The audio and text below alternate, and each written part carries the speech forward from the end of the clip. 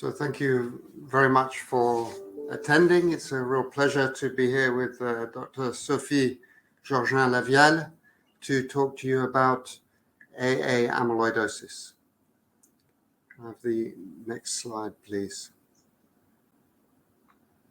So we will talk to you a little bit about the background of AA amyloidosis and amyloidosis in general.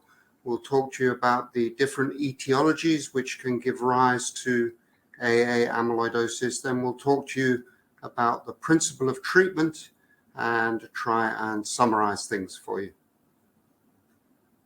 So let's start with the background. So amyloid is a protein disorder in which misfolded protein deposits in the tissues. And the way that we identify it is to stain a biopsy tissue with a dye called Congo red.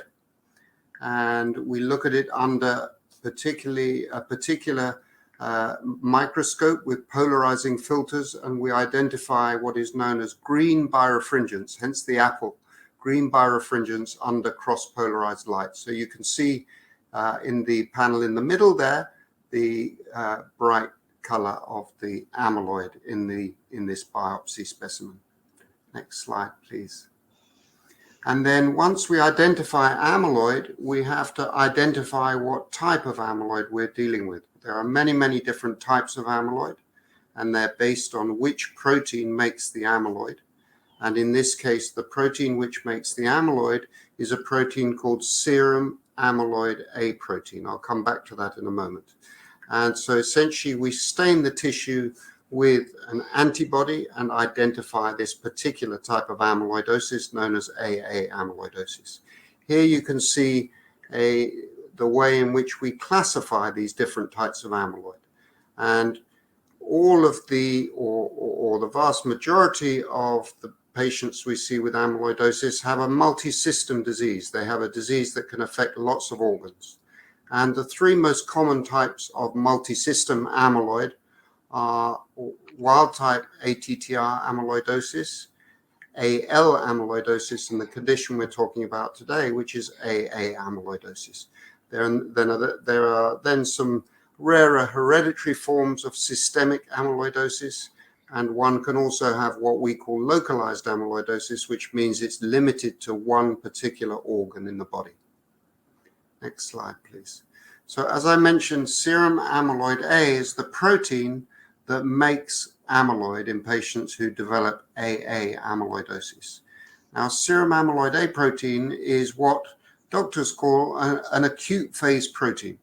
And what that means is that the concentration of this protein in the bloodstream goes up whenever a patient has a cause of inflammation. And we'll come back to that in a moment. What you can see here is the concentration rising in response to an inflammatory stimulus, and then it falling again after that inflammatory stimulus has settled. And in order to get AA amyloidosis, by definition, a patient needs to have a high concentration of this protein in the bloodstream, usually over the course of many years.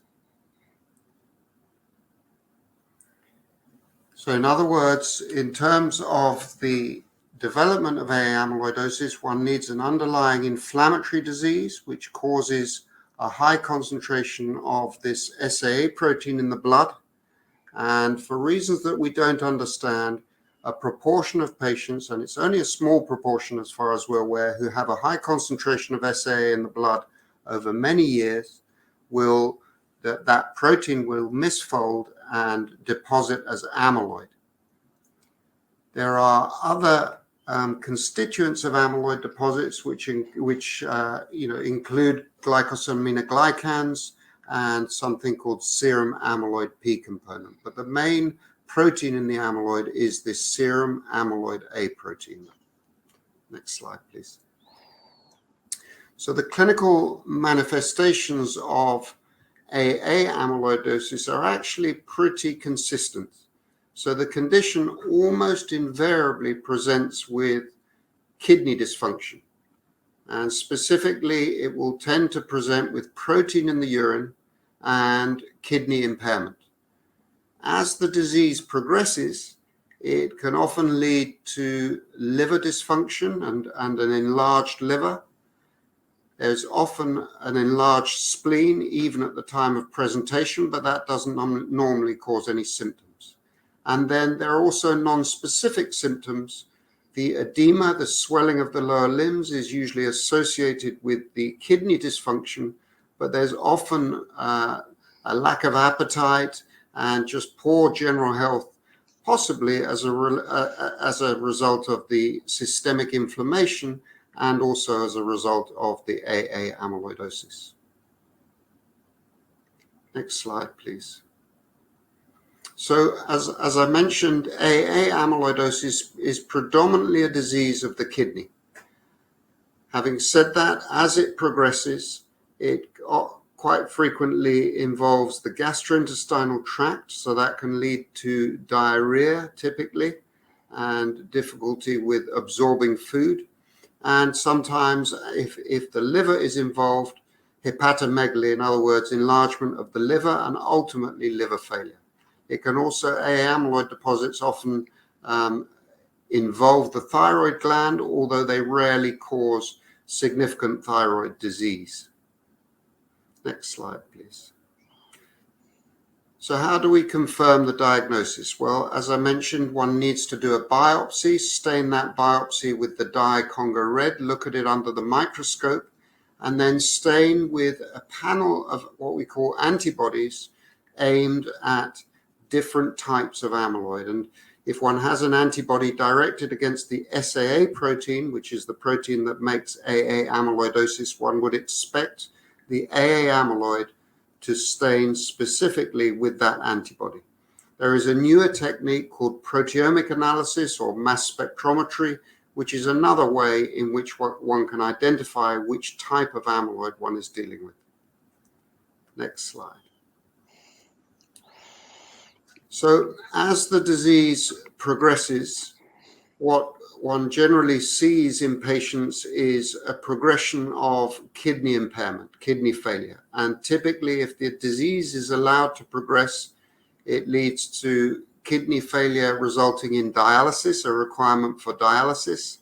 And ultimately, if it continues to progress, the disease is fatal. As the disease progresses, as I mentioned earlier, it can also affect the gastrointestinal tract, and patients will often develop intractable diarrhea and enlargement of the liver. Cardiac involvement of the heart in AA amyloidosis is extremely rare, but it has occasionally been reported. Next slide, please. So I'll hand over to Sophie to take over. Thank you, Sophie. Yes, so now we'll speak about the main etiologies of AA amyloidosis. Here is a slide with the main etiologies worldwide. In the center, you can see infections, because when we look at all the cases all through the world, one of the main causes are chronic infectious disease, especially tuberculosis, which is not so rare. And some problems in bronchiectasis can be secondary to tuberculosis or can be primitive and can induce chronic inflammation and then lead to AA amyloidosis, even though in developed countries. On the left side, you can see some chronic inflammatory disease, especially chronic inflammatory rheumatism. Some of them are very famous, like rheumatoid arthritis and ankylosing spondylitis. Those are still responsible for some cases of AA amyloidosis, but there are less and less cases because those diseases have some specific treatment that are very efficient to reduce chronic inflammation.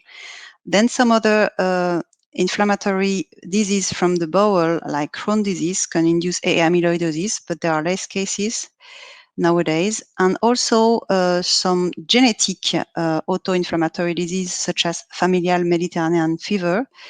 This disease is frequent about 100,000 worldwide, and about 10% of the patients still have AA amyloidosis worldwide, so it's responsible for AA amyloidosis cases. Then on the right side of the slide, you can see some rare causes of AA amyloidosis.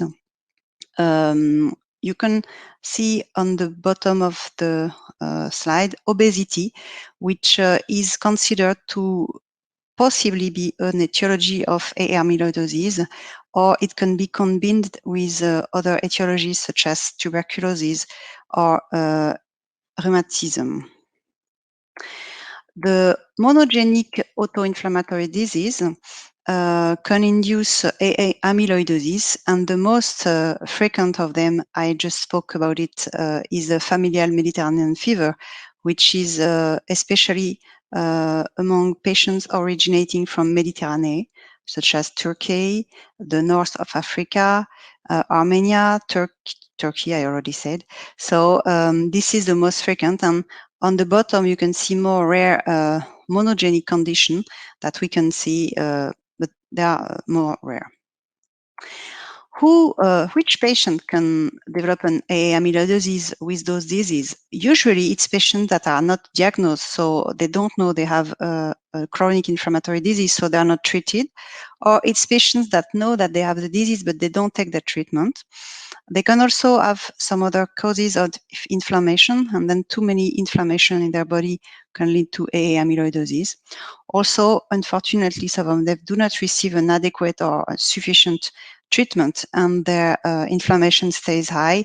And if the CRP stays high, the SAA will stay high and can induce AA amyloidosis.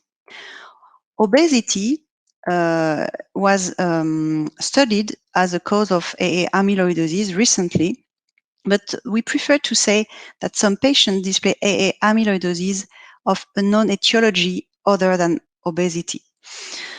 So maybe in the future we will learn more about those patients. Maybe it's a multifactorial etiology. Maybe some genetic exploration will find some new genetic defects among those patients. And finally, as shown on this little diagram, which was proposed by our colleague from Great Britain, there's another category of AA amyloidosis with unknown origin, we can say AAX, and the proportion increased in the last 10 years. And we should say that for those patients, we always have to look for common disease with low symptoms, and always think of this disease, familial Mediterranean fever, if the patient is originating from the Mediterranean area. So the treatment is based on some principles and objectives. The first principle is an etiological treatment, which means we have to normalize the CRP and thus the SAA rate in order to stop the deposition of the AA amyloidosis fibrils. The second principle is a symptomatic treatment. As Julian just told, kidney is very much involved in that amyloidosis and can lead to renal failure, and patient can need hemodialysis. In that amyloidosis, the patient can receive a renal graft, usually because they are young people without a lot of comorbidities. And at least in our experience in France, it's the first type of amyloidosis that patient can receive renal graft, AA amyloidosis. And then Julian also told you about the diarrhea that can exist when there's a gastrointestinal involvement. So the people can receive symptomatic treatment, although if they have thyroid water, some surgery can be performed. When we look at the usual causes of AA amyloidosis, the etiological treatment is based on the etiology of the inflammation. So if it's an inflammatory disease, we will give some specific anti-inflammatory drugs, for example, against the rheumatoid arthritis. If it's a chronic infection, we will look for the best antibiotic to give to the patient. for example, antibiotics against tuberculosis. And if it's some rare other cause, we will look for a specific treatment. For example, I will say if there is an hematologic malignancy, we will give some specific treatment. I will focus on this disease I just spoke about, which is familial Mediterranean fever. And we can see that when we give a specific treatment, it's very useful to decrease the occurrence of AA amyloidosis. In this disease, the most efficient treatment was found in 1972, and it's colchicine.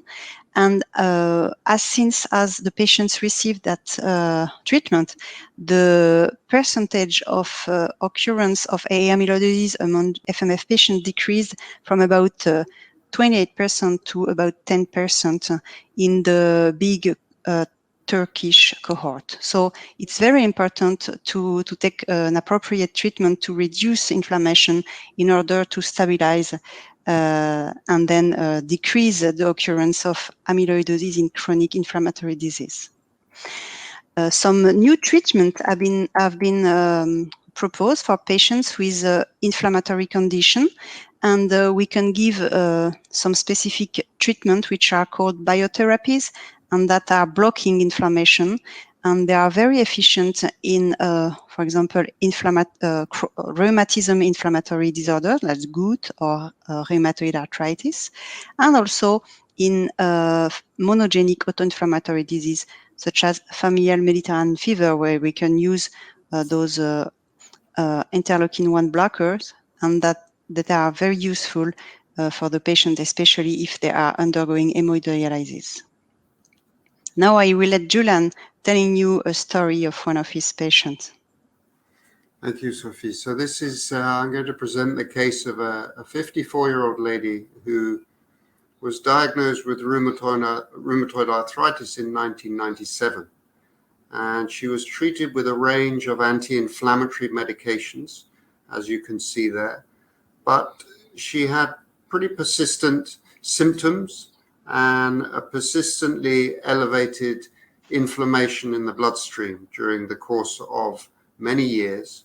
And then in 2016, so nearly 20 years after being diagnosed with rheumatoid arthritis, she developed, or she was identified to have very significant, in fact, nephrotic range, what we call nephrotic range proteinuria.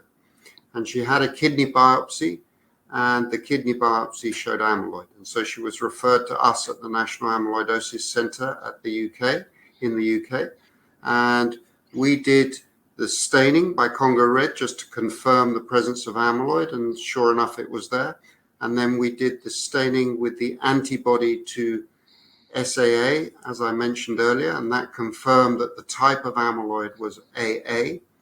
We did a particular type of scan, which we call an SAP scan, which tells us a little bit about where the amyloid is in the whole body, if you like. So it gives us a very different picture to a biopsy from an individual organ. And this very typically showed amyloid in the kidneys, which we knew about from the biopsy, but also amyloid in the spleen, which doesn't normally cause any symptoms, as I mentioned earlier. Her kidney function was preserved in terms of excretory function, but she did have very heavy proteinuria and a reduced serum albumin. So she had nephrotic syndrome with preserved renal function, and she had a serum amyloid A protein level that was modestly elevated. It can go up to 200 or 300, but in this case, hers was 26. It was quite modestly elevated. But the implication is that she had had significant elevation of her SAA for nearly 20 years and had developed AA amyloidosis. So she was started on a biologic, as Sophie mentioned earlier, a drug called etanercept. And I can show you her serial results here, which are quite interesting. Apologies because the numbers are quite small, but let me just take you through it. At the top was her initial results, which show that she has heavy protein in the urine, a preserved kidney function, and a high SAA level, although, as I mentioned earlier, not desperately high. And then we asked her to send serial blood samples, to post samples to us so that we could repeatedly measure her serum amyloid A protein concentration. And you can see that at times it went up to 80, 90. So it did fluctuate, but at times it was not too bad levels of, 18 or in the teens, which is not normal, but better. And then you can see that in 2018, she had a period of, quite good, quite reasonable control of her SAA levels. And during the course of those first few years, you can see that the protein in her urine diminished. Now, more recently, despite the etanercept, you could see that in 2019, she had a period where she came off the etanercept, and she had very high or, pretty high SAA levels of 115 there. And then the following one was nearly 81. And at that point, her protein in the urine increased again. Now, fortunately, the SAA has come under better control recently. We've talked about trying to switch her to a different medication, but the reality is that she's clinically very well, and the protein in the urine is not actually giving her any trouble at the moment. So she's done very well. She's been followed for 5 years. We've got no evidence that her amyloid is accumulating. She hasn't had perfect control of her underlying inflammatory disease, but symptomatically she's well, and her SAAs have been low enough not to bring about progression of her kidney disease to the point where she needs dialysis. She hasn't developed diarrhea, and she hasn't developed a big liver or liver failure. I'll hand back to Sophie. Yeah, so we will conclude very soon. So here are the key messages on AA amyloidosis. It's a rare kind of amyloidosis, but it's still persistent nowadays. There is usually a long diagnostic delay, and the patients usually are only diagnosed when they have proteinuria or kidney failure, but the inflammation is usually chronic since many years, as Julian just told you for this lady. The etiologies, as I told you, are diversifying and are very different. So it's hard to explain sometimes to a patient why he has AA amyloidosis. I also showed you that AA amyloidosis patient can get renal transplantation, and it can let them out of the hemodialysis. And then anti-inflammatory treatment are very powerful, but there is a bad prognostic for patients who have amyloidosis secondary to chronic infectious disease, because they have an infection and it's hard to find the best treatment, especially we cannot give them anti-inflammatory. So before concluding, I wanted to say that unfortunately, Julian and I, we lost some AA amyloidosis patients because they got the COVID. And we wanted to say that the weight of the risk factor of severe COVID are very high. And if patients have kidney failure and if they are hemodialyzed, they really need to get vaccinated. Otherwise, the COVID can be severe. So in conclusion, in this disease, the place of the nephrologist is very important, but also the other specialists that are treating the underlying chronic inflammatory disease, such as rheumatologists or infectiologists or internists in case of autoinflammatory disease. And in this disease, we see that there is an importance of communication and collaboration between all the doctors and the patient, and in order to be synergic and to treat the more appropriately the AA amyloidosis cause. So we thank you very much for your attention, and I hope that you enjoyed this presentation. Bye.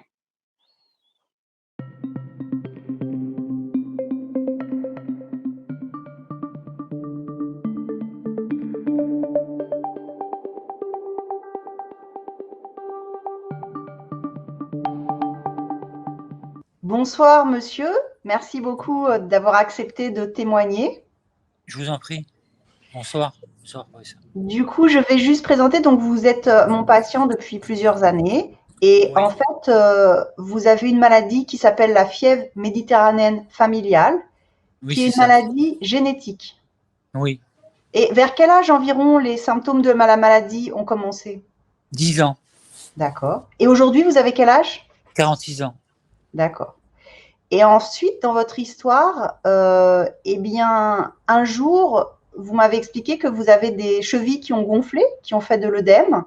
Oui, tout à fait. Et après, on vous a hospitalisé et ils ont diagnostiqué une amylose AA. Oui, c'est ça, exactement. C'est Vous ça. aviez quel âge à cette époque-là? Je devais avoir. J'avais 28 ans. Vous étiez très jeune alors. Oui, oui, j'étais très jeune. Vous étiez encore étudiant ou vous travailliez à l'époque? J'étais dans la vie active.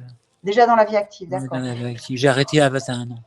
Et est-ce que vous vous rappelez ce que vous avez ressenti comme symptômes? Donc, il y avait ces œdèmes, Bah, il y avait quoi d'autre? en Oui, fait je suis allé à l'hôpital en urgence et. Allô? oui, allez-y, Ah, on vous entend. j'étais à l'hôpital en urgence une fois à la Riboisière et je devais aller à l'hôpital. Mes parents ont eu peur et me disent non, c'est pas la peine, il faut pas y aller. Après, ça a gonflé, ça a gonflé. Moi-même, je suis parti aux urgences à Saint-Louis cette fois-ci. Et c'est là que le professeur le docteur Martinez m'a décelé l'amylose rénale. J'avais les chevilles qui gonflaient, je crois que j'avais de la diarrhée. Je me rappelle plus de la diarrhée si je l'avais ou pas, mais je crois que je l'avais, hein, sûrement. Hein, ça devait être la conséquence de l'amylose, la conséquence de la FMF.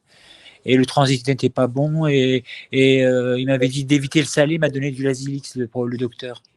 Et est-ce que vous étiez fatigué? Non, non, je n'étais pas fatigué. Au contraire, j'étais en pleine forme. Et C'est est-ce que vous... qu'après. Ouais.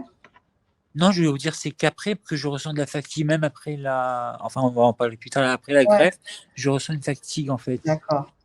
Ouais. Et cette maladie, c'est compliqué parce que ça vous a détruit vos reins et Oui. vous avez été obligé d'être dialysé. Vous aviez quel âge quand vous avez eu la dialyse?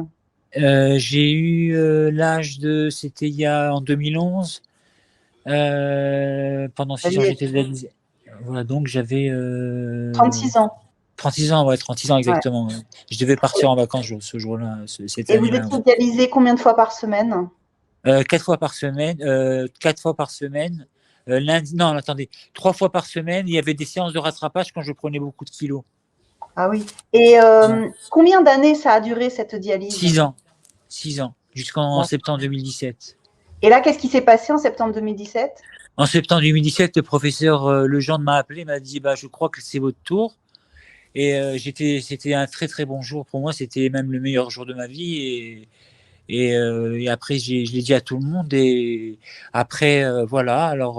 Mais qu'est-ce qui s'est passé? Dites-nous, ce Alors, ce qui jour-là. s'est passé, c'est que j'ai été à l'hôpital Necker dans la nuit avec mon frère qui m'a accompagné. Il m'a dit venez. Il m'a expliqué le professeur Legendre avant que je sois opéré. Et après, il y avait un anesthésiste qui m'a dit est-ce que vous avez des allergies à des médicaments, etc. Il y avait il y avait une docteure qui m'a dit que vous avez 50% de chance de faire pipi ou pas. Après, il y avait une autre docteure qui m'a dit ça y est, vous faites pipi. Et je faisais beaucoup de durée. Il y avait beaucoup Et donc, ouais, voilà. on vous a greffé un rein. Oui, on m'a greffé un rein. Ouais, voilà, exactement. Voilà, c'est Ouais, ça. C'était. ouais, Et ouais. qu'est-ce que ça a changé cette greffe de rein dans votre vie? Bah, il y avait plus de dialyse, j'étais pas très fatigué. La dialyse, ça fatigue beaucoup. J'avais mes journées, je travaille comme si de rien n'était, mais il faut prendre les anti-rejets avec D'accord. rigueur et il faut prendre, voilà, donc il faut prendre les rejets, les anti-rejets. La colchicine, je la prends à 1,5. Avant, vous m'avez administré de la Kineret, c'est ça? Ouais. Donc ça fait Voilà. maintenant 4 ans que vous êtes greffé. Oui, 4 ans. 4 ans exactement. D'accord. J'ai fait le bilan de la 4e année, ça s'est bien passé, il y a 120 créates. D'accord. Et moi, j'ai une question à vous poser et que se posent les autres patients. Est-ce que c'est facile de comprendre ce qu'est l'amylose quand on a un patient? Est-ce que vous trouvez que c'est Oui, facile? je crois que le docteur Katerinis, qui est mon docteur avant, l'interne et Oui. mon docteur, il m'a dit que l'amylose, c'est une protéine qui sort du foie et qui Oui. attaque tous les organismes, Ouais. le poumon, le cœur, les reins, voilà. C'est une D'accord. C'est une maladie, protéine anormale, ouais. une protéine anormale, voilà. Voilà. Et Ouais. puis maintenant, avec le traitement, eh ben, cette Oui, protéine s'est stabilisée et du coup, oui. la maladie n'est pas revenue. Elle est parvenue, non. Elle est L'amylose n'est pas parvenue. revenue. Non, l'amylose, je ne ressens pas l'amylose. Il y a des coups de fatigue, mais ça doit être les insomnies, c'est tout. Mais D'accord. ça, c'est le stress du travail, c'est le stress de. Voilà, c'est autre chose. Mais je ne Est-ce crois que pas que vous c'est avez l'amylose. est-ce que vous avez un message à faire passer aux patients ou aux médecins qui ont l'amylose AA? Non, bah en fait oui, il faut prendre sur soi, qu'il faut, comment dire, se battre contre la maladie, cette maladie-là, et voilà, prendre le traitement régulier que le docteur donne au centre. Il y a un centre, je crois, à Créteil qui s'appelle Henri Mondor aussi, qui sont spécialisés là-dedans. Tenon, et c'est un très très bon hôpital. Hein. C'est même le plus réputé d'Europe ou du monde. Je ne sais pas. Il y a quelqu'un qui me l'a dit. Il y a un docteur qui me l'a dit. Et franchement, je suis bien suivi à Tenon et c'est très bien comme ça. Et se battre contre la maladie de l'amylose et accepter qu'on ait insuffisant rénal ou pas. Peut-être que, je sais pas, je ne me connais pas trop sur les cas amyloïdés. Peut-être que il y a des amyloïdés qui n'ont pas l'insuffisance rénale. Je sais pas ça. D'accord. Voilà, c'est tout. En Je tout m'y cas, connais pas. je vous remercie pour votre témoignage et Je je vous en vous prie, dis à professeur. bientôt. À bientôt. Au revoir. Au revoir. Au revoir.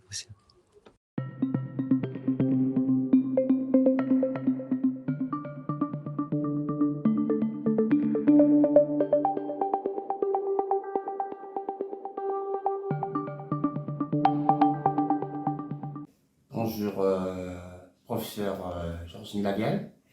Alors, on vous remercie de témoigner un petit peu aujourd'hui pour la journée internationale contre l'amylose.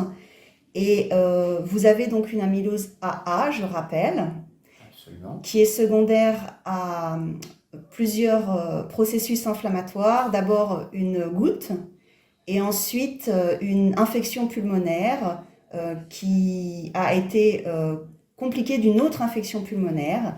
Et tout cela a contribué à donner de l'amylose AA. Alors ma première question, c'était de quel pays êtes-vous originaire, monsieur? Merci bien. Je suis originaire d'un pays situé en Afrique centrale, plus précisément en République du Congo, Brazzaville. D'accord. Et quel âge avez-vous aujourd'hui? Aujourd'hui, je présente mon âge à 51 ans. Et Donc, à quel âge est-ce que votre amylose AA a été diagnostiquée? il faut bien dire que cette pathologie m'a été diagnostiquée depuis 3 années consécutives, notamment en 2019. D'accord. Et est-ce que vous arriviez à ressentir des symptômes en rapport avec cette amylose? Bien, les symptômes sont ressentis, ça demande à ce que le patient se prenne en charge soi-même en contrôlant la pathologie et en connivence avec le corps médical. Et est-ce que vous ressentiez, par exemple, de la fatigue ou pas plus que ça? Est-ce que c'était une surprise de découvrir cette maladie? Pour moi, ça a été une surprise Ouais. d'en découvrir. Et il arrive de moi en passant en temps d'ici, j'ai ressenti aussi toutefois des essoufflements, mais je peux vous dire à ce jour, il n'y a rien à signaler. Des essoufflements, d'accord. Et en tout cas, c'est cette maladie qui vous a conduit malheureusement à l'atteinte des reins. Et cette atteinte vous a mené jusqu'à la dialyse. Absolument. Et c'était il y a combien d'années, la dialyse? La dialyse, il faut dire que ça me fait pratiquement depuis février 2018 que j'ai été hémodialysé ici en France, plus précisément en Rimandor. Donc ça fait plus de 3 ans que vous êtes dialysé. Combien de fois par semaine? J'ai 3 séances de dialyse par semaine. Et qu'est-ce qui est difficile quand on est dialysé? Qu'est-ce que vous voulez témoigner? Qu'est-ce qui est très difficile? Bon, par difficile, il faut bien dire, j'entends par là pénible. Oui. Parce que la dialyse en elle-même est une purification de sang.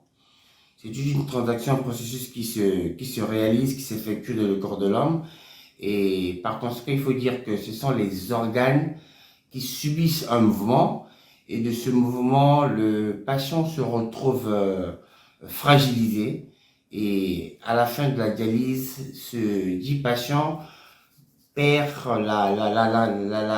la mobilité qu'il ne retrouve pas aussitôt dans le temps. Ça veut dire qu'il faut attendre 2 à 3 heures pour retrouver la capacité vitale pour pouvoir se mettre en forme comme d'habitude. Du coup, le temps d'aller à la dialyse, d'être dialysé et de recouvrer la forme, ça prend presque une journée alors? Chez d'autres patients qui sont habitués déjà, ils savent comment s'y prendre. C'est pourquoi tout à l'heure, je vous ai notifié que il revient au patient de pouvoir se prendre en charge pour bien contrôler tous ces processus. D'accord. Et donc, il y a des patients qui mettent du temps pour retrouver le processus. Ça peut durer 24 heures, soit moins de 24 heures. Et une séance sur la machine, ça dure combien de temps? Une séance sur machine, elle dure 3 à 4 heures. Ça dépend des patients, ça dépend de pathologie et puis de la susceptibilité du patient, s'il peut en supporter 3 ou 4 heures. Qu'est-ce que vous trouvez qui est difficile à comprendre concernant l'amylose quand on a un patient? Quand on vous dit vous avez de l'amylose, qu'est-ce qui est difficile à comprendre avec cette maladie? Bon, il faut dire que c'est vrai, c'est une pathologie, hein. Moi, je pense que je suis pas tellement persuadé. Ben, je pense que ce que je ressens, c'est d'abord c'est dur. Ben, il faut s'imprégner de la chose pour pouvoir se retrouver à une perspective de pouvoir bien appréhender la chose avec beaucoup d'équité pour ne pas se retrouver sur un plancher assiégé de soucis et autres. Ouais. Et est-ce que c'est facile de comprendre que plusieurs infections et maladies inflammatoires, ça va bloquer les reins? Oui, il faut le dire parce que c'est une pathologie qui est là. Elle a ses effets qui sont particulièrement aussi les conséquences, qui produisent les conséquences. Et donc, c'est pourquoi tout à l'heure, j'en disais que le patient doit se prendre en charge pour s'imprégner, comprendre ce que c'est cette pathologie. Et c'est difficile? Oui, comme non. Oui, parce que dans un premier temps, le moral n'est pas au beau fixe. Non, c'est lorsque vous vous convenez vous-même que effectivement la pathologie est là et donc à l'impossible nul n'est tenu. Il faut aller vers la chose pour essayer de cadrer ou recadrer les choses de telle sorte que vous puissiez être à la hauteur de pouvoir supporter la question. Et enfin, quel est le message que vous voulez faire passer aux patients africains et aux médecins africains concernant l'amylose? Il faut dire que cette pathologie n'est guère encore connue en Afrique. Guère connue en Afrique parce que au niveau de l'Afrique, il y a encore des failles qui se présentent au niveau du corps médical. Ce n'est pas évident que cette pathologie soit de prime abord détectée par les techniciens de surface parce que le plateau technique sanitaire en Afrique n'est pas le même dans les pays occidentaux. Et c'est pourquoi il est très difficile de se prononcer en tenant un discours probant que cette pathologie est bien perçue en Afrique ou perçue en Afrique. Mais moi, je pense que le message que je vais pouvoir passer, c'est qu'il nous faut des techniciens habilités à s'imprégner de la chose, à apporter la nouvelle aux patients pour que cette nouvelle fasse l'objet d'une certaine publication, qu'elle soit bien divulguée et que les patients en prennent conscience. Et à ce moment-là, je crois que tout le monde trouvera sa part parce que ici, il est question de s'imprégner d'abord de la chose parce que cette pathologie n'est pas connue en Afrique. D'accord. Merci, monsieur, et bonne continuation, bon courage. Merci, madame. C'est moi qui vous remercie infiniment de cette élégance professionnelle qui vous habite et de ce dévouement que vous portez pour pouvoir emmener les patients vers une issue qui pourrait éventuellement rassurer tout le monde pour les jours à venir. Merci. Merci, madame.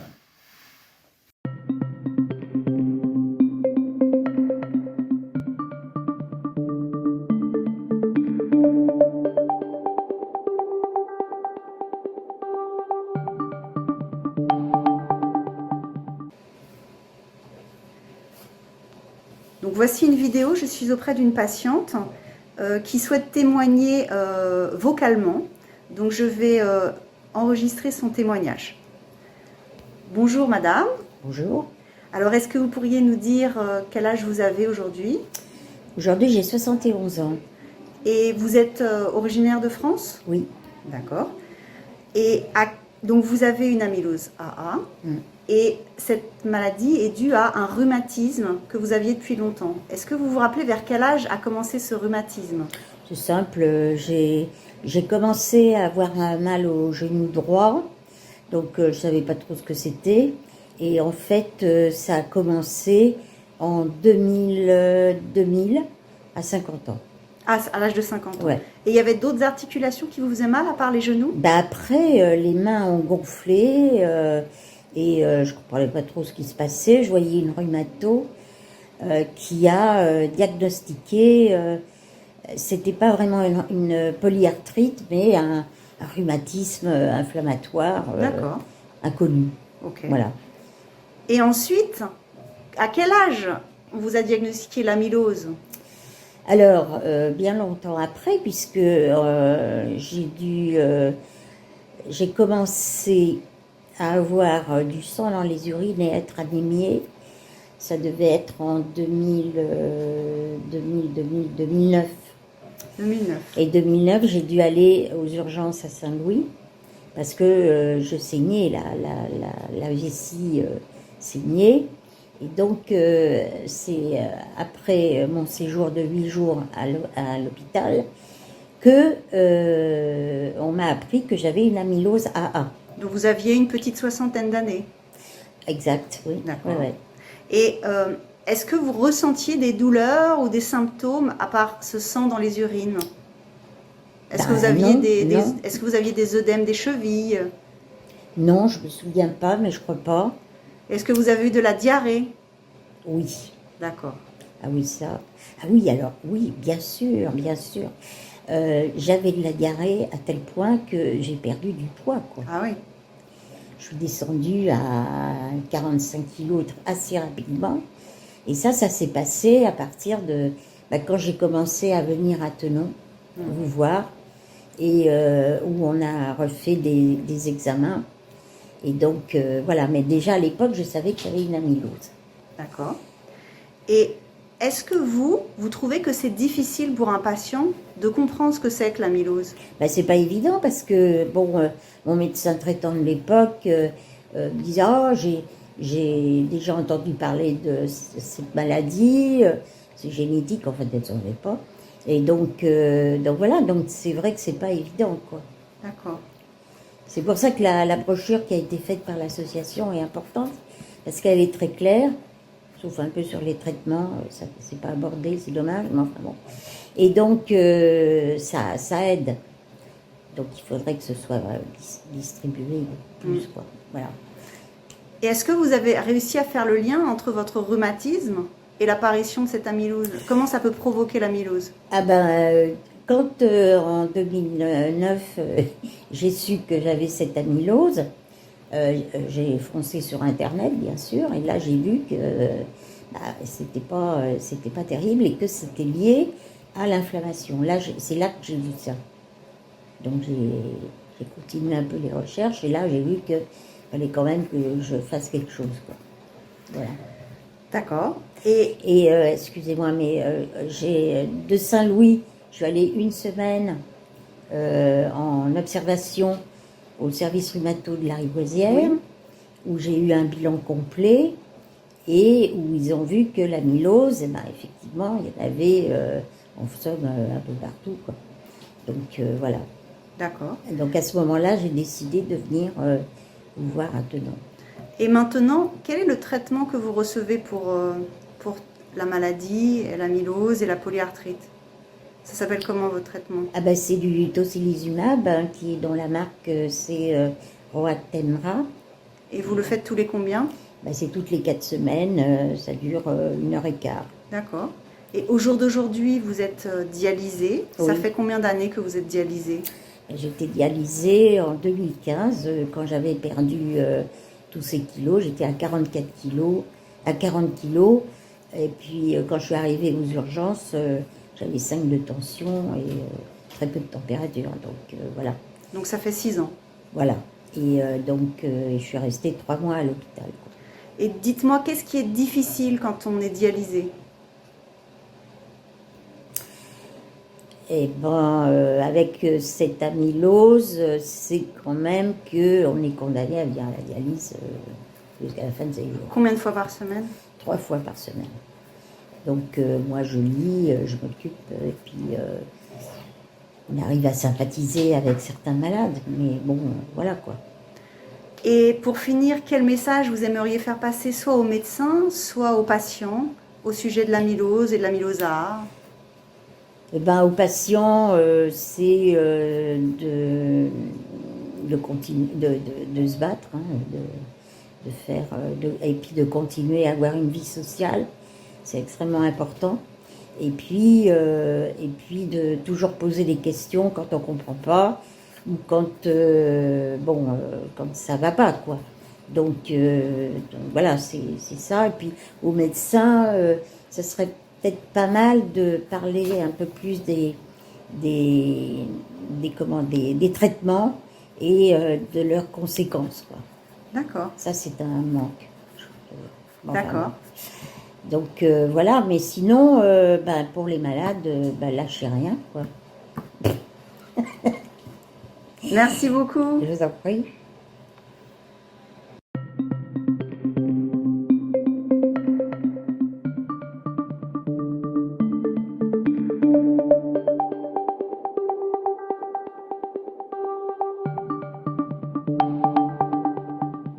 عسلامة. اليوم في إطار اليوم العالمي للزاميلوز اخترناك احنا اليوم باش تحكي لنا انت عن المرض نتاعك هذايا. تعرف شنو اسم المرض نتاعك بالضبط؟ شنو هو نوعه؟ التهاب شنو اميلوز حسب حتى تفكرش انت عمرك قداش وقت اللي فقنا به المرض هذايا؟ 67 كيفاش شنو معناتها شنو اللي معناتها كيفاش شنو اللي خلى شنو اللي صار باش خليك انت فقت اللي عندك الالتهاب هذايا معناتها اللي عندك الاميلوز كيفاش فاقوا بيه؟ فاقوا بيه عملت بعثني مشيت عملت انت علاش مشيت تتبع عند الطبيب؟ شنو اللي عندك ساعتها نقولك واش مشيت تتبع عند الطبيب؟ لا جنبي وجعني كي جنبي وجعني بعثني عملت ليكو عملت ليكو الطبيب قال لي عندك الكلاوي وبداو يشيحوا قال لازمك تشرب برشا ماء وبعثني سبيسياليست. ايوا مشيت سبيسياليست قعد يتبع فيا وقال لي عندك فلاماسيون يعني فلاماسيون كبيرة فيها شنو تاع فلاماسيون دو سون. قعد يتبعوا فيا ويعملوا لي في سكانير وفي الليغان وكل قعدت نتبعوا ونديروا. بعد شنو عملوا لك حاجه باش عرفوا شنو التحليل اللي عملوه لك باش عرفوا اللي انت عندك الاميلوز AA؟ عملوا لي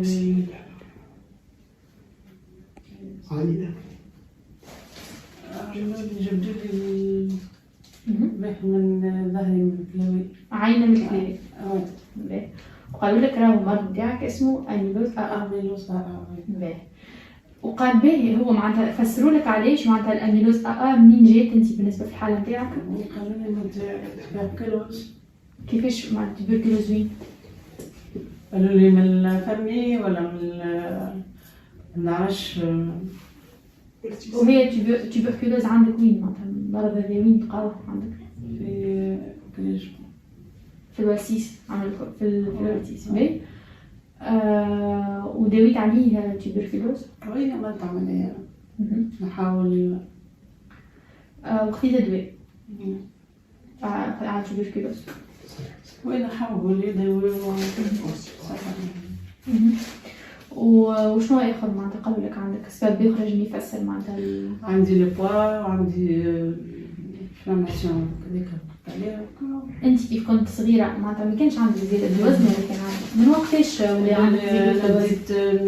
بديت الوزن بعد الولادة وأنا وليت سمنت. انت قداش حبلت من مره؟ نعم قداش حبلت من مره؟ 3 مرات. وفي كل مره يزيد الوزن نتاعك؟ وي زيد.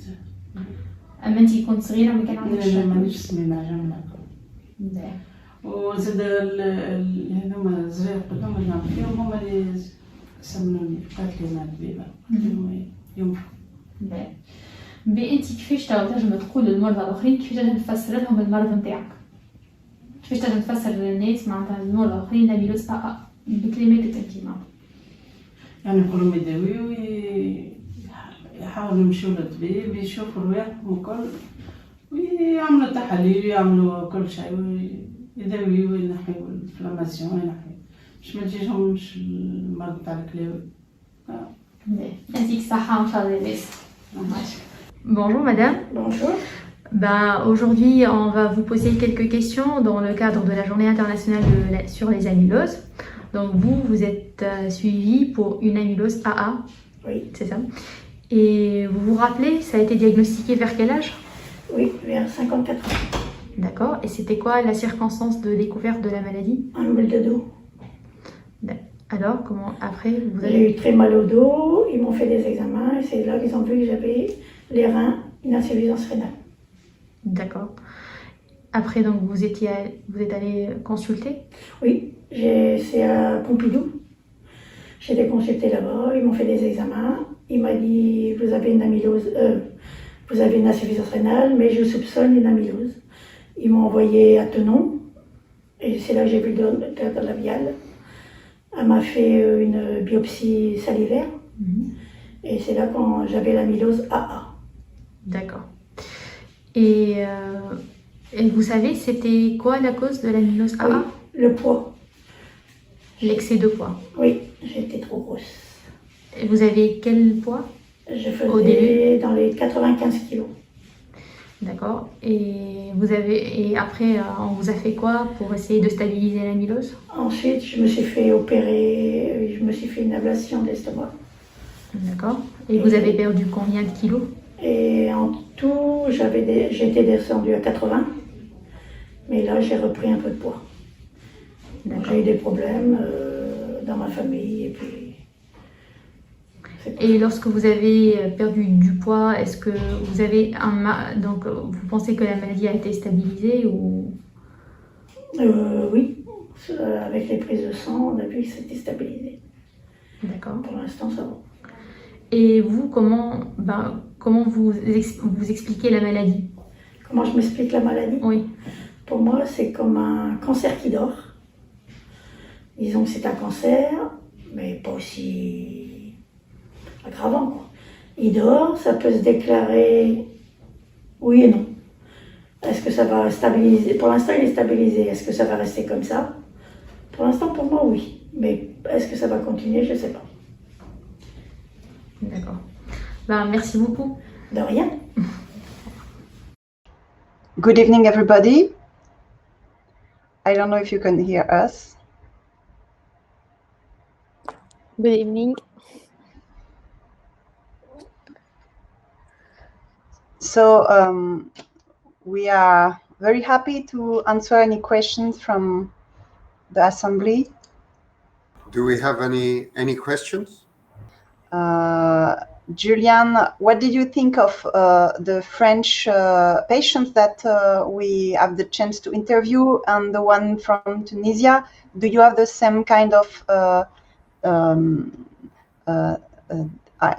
your patients, do they say the same thing about amyloidosis? Do you have the same kind of stories from your patients? Yes, very, very similar stories. And I think you know, the patients illustrated beautifully the variable etiologies, as you talked about in your talk earlier, of AA amyloidosis with, a patient with rheumatoid arthritis, another patient with tuberculosis, another patient with inflammatory disease related to obesity. So a mixture, you had a real mixture of patients. So absolutely. And I think, what your patients described is very, very similar to what we see in our patients. Okay, so we have a question from Anastasia. Is it possible that elevated tryptase level in a 9-year-old kid could be the first lab abnormality for secondary AA due to FMF? Really?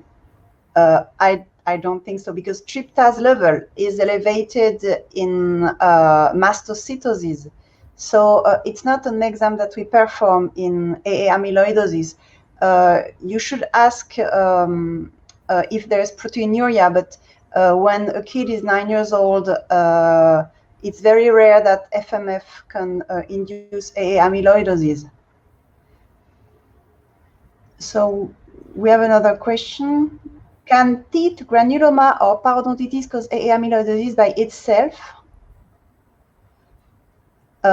In my practice, I've never seen that, but I know that in AA amyloidosis, we can never say never, but it will also depend on the age of the patients.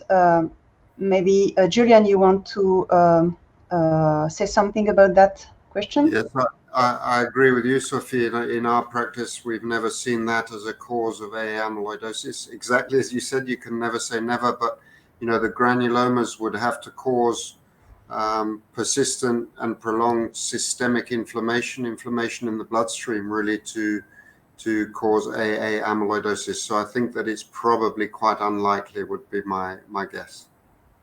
We had another question. Does severe neutropenia cause inflammation? Yes, there are some diseases associated with neutropenia, some immune deficiency that can induce chronic inflammation, and also they can induce AA amyloidosis. We have a few cases like that in France and I guess everywhere in the world. So immune deficiency, including neutropenia, have to be looked for in front of AA amyloidosis, especially among young patients like 30 or 35 or even younger. We have another question. My daughter has a bad form of arthritis. She's only 33. I have AL amyloidosis. Do you think she should get checked for it too? So that's for you, Julian. So I think in a patient who has severe severe arthritis, there is a risk of AA amyloidosis.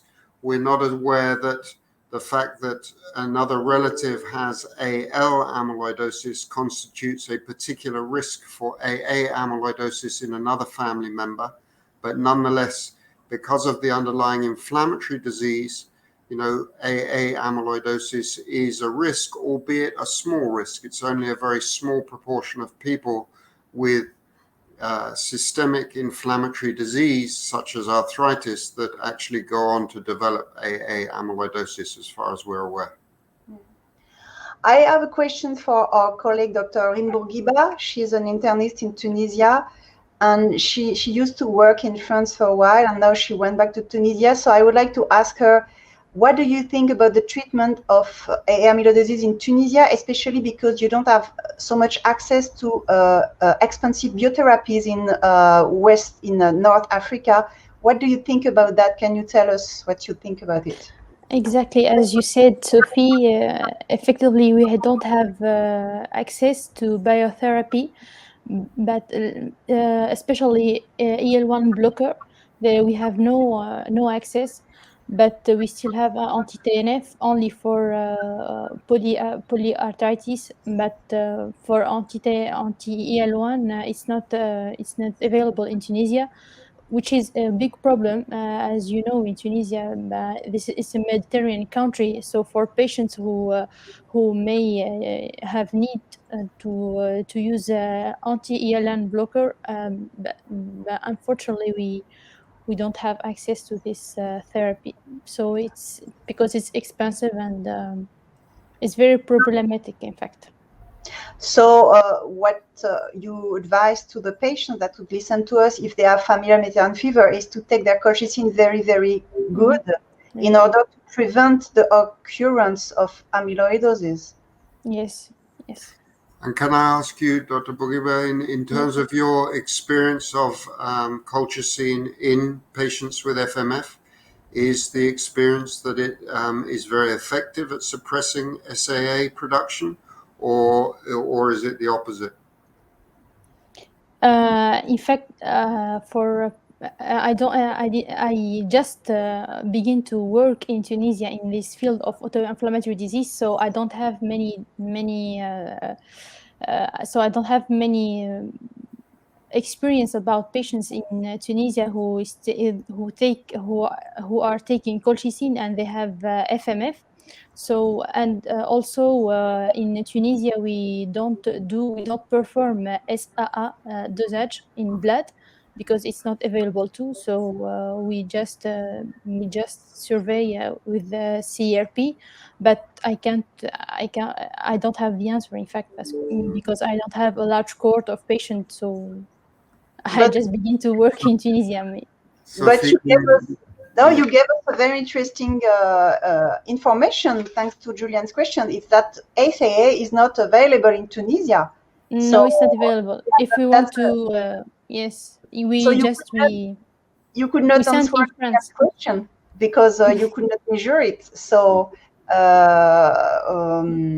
we have the experience that SAA can get normalized if the patients have the right dosage of colchicine, and we can increase until finding the right daily dosage, and we can go until 2.5 milligram per day. And so it means that in Northern Africa, if SAA dosage is not available, you will have to monitor on the CRP. Yes, or send to, if patient can afford it, we can send to France, so we can perform the measure of SAA protein. Yeah, but it's about €100 each dosage, so it's expensive. Yes, yes. Some patients could do, but most of the patients, it's not possible to perform SAA dosage. But the CRP, the CRP is a good surrogate marker. If the CRP is very low, then you can be confident that the SAA won't be very high, as it were. Yes, so, as is correlated. Yes, yeah, as is correlated. It's preferable, if possible, isn't it, to measure it would be preferable to measure the SAA, but like you say, without the availability of SAA, at least CRP is a good surrogate, as it were. Yes. Sophie, what is when you do push the dose up of colchicine in patients with familial Mediterranean fever, do they struggle to achieve the sort of doses that patients need? You mean, do they follow our prescription and take as much as we prescribe? Is it your question? Yeah. Do they get side effects before you manage to achieve full suppression of SAA? Not so much, actually, because we explain to them that if they have some diarrhea or very their stools are too liquid, even it's not diarrhea, we explain them that they can cut the colchicine and take half in the morning of the dosage and half in the evening. Also, we advise them to take some, how do you say that in English? Levure. Some, I can't even remember the name of it, but I know what you mean. Yeah. Like what you take in the yogurts, in the Lactobacillus bifidus. For the flora. Yes, and we encourage them to eat a lot of yogurts and something like probiotics, or even some medicine like to stop the diarrhea. And it takes only 2 or 3 weeks for them to be stabilized with their stools. And when they are stabilized, we can then take the colchicine at the right dosage. And usually when you adapt it, you succeed in giving a right dosage. And when there is amyloidosis, we always check on the CRP and the proteinuria each month, at least. And when the kidney is working correctly, we can give colchicine, and we don't require always biotherapy in familial Mediterranean fever. Yeah, our experience is very similar in that you know, as long as you explain to patients that they are likely to get diarrhea, you know, early on after increasing the dose, and they sort of expect it and to persist with it for a little while, often it settles down, doesn't it, with time, and you know the bowel habit returns to normal. So we have a very similar experience, and in most patients we're able to achieve the doses of colchicine that are required to, you know, suppress their SAA production pretty much to normal. There are exceptions, but not a huge number in our experience. Okay, and do you have experience, Julian, with bariatric surgery among patients with AA amyloidosis without other etiology than obesity? No, we don't actually. We have experience of a very small number of patients who've had bariatric surgery for obesity associated with AA amyloidosis, but not with other causes. Have you? No, only for obesity. For the obesity, yeah, and we I mean N equals 2, so it's a tiny number, but you know, in those patients the bariatric surgery has been associated with a fall in SAA after they've, you know, when they've lost weight, and have you found the same thing? Yes. Yeah. Yes, exactly. And what I wanted to say after listening to all this interview, and maybe we can share that with everybody who is listening to this conference, is that the patients, they require documentation on amyloidosis. They think it's important, and also they are saying that in some countries it's not known.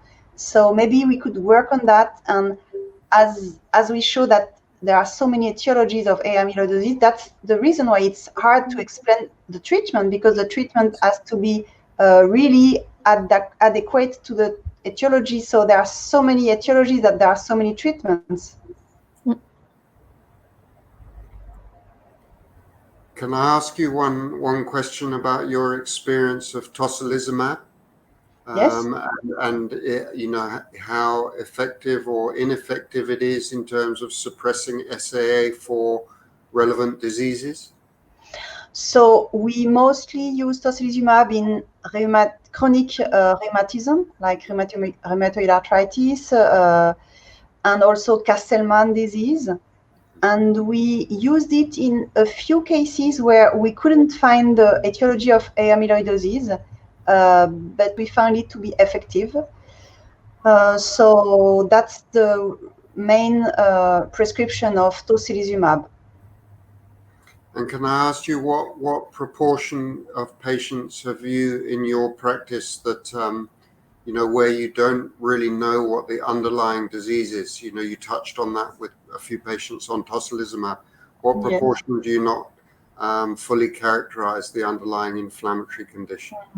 So we recently worked on that with Dr. Bourguiba when she was in France, and she will correct me, but I think it was about a little bit less than 20% of the French etiologies that we couldn't find the cause. Is it that?